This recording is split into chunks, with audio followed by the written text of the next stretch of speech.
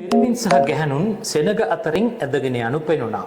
ඔවුන්ගේ ආයාචනා කෝපයටපත් වූ ජනරාශියේ විහිළු තහළු වලින් යටපත් වුණා. පිරිමියෙකුගේ ඇඳුම් කීතු කීතු ඉරා දමා පහර දී තිබුණා.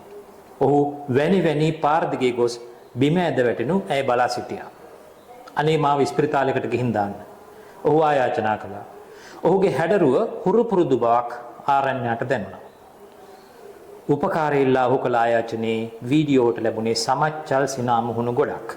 ඒ වීඩියෝ බෙදාගෙන මොහොතකට පසු තරබන්නන්ගේ විනෝදය සඳහා කාටුන් ප්‍රයෝග සහ ශබ්ද මුසු කරන ලද සංස්කරණ රැසක් නිකුත් වුණා.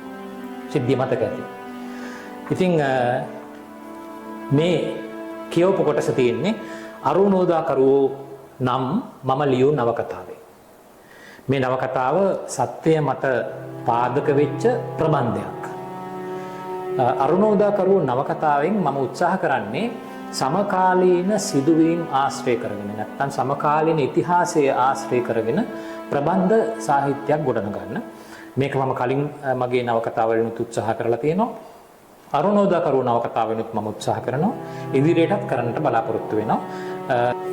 2022 මැයි 9 වෙනිදා සිදුවෙච්ච සිදුවීම් පාදක කරගෙන ප්‍රබන්ධයක් තමයි මේ ලියලා තියෙන්නේ. මේකේ තියෙන සත්‍ය නෙමෙයි. මේකේ සත්‍ය නම් ගම් තියෙන්න පුළුවන්. සත්‍ය සිදුවීම් වගේ සිදුවීම් තිබෙන්නට පුළුවන්. හැබැයි මේකේ තියෙන්නේ සත්‍ය නෙමෙයි ප්‍රබන්ධයක්. ඒක තේරුම් අරගෙන අරුණෝදාකරුවෝ නවකතාව කියවන්න, රස විඳින්න, ඔබේ අදහසුත් දක්වන්න පොත දැන් නිකුත් වෙලා තිබෙනවා. ඔබට ලබා ගන්නට පුළුවන් ආකාරය අපි මෙහි දක්වනවා. ස්තුතියි.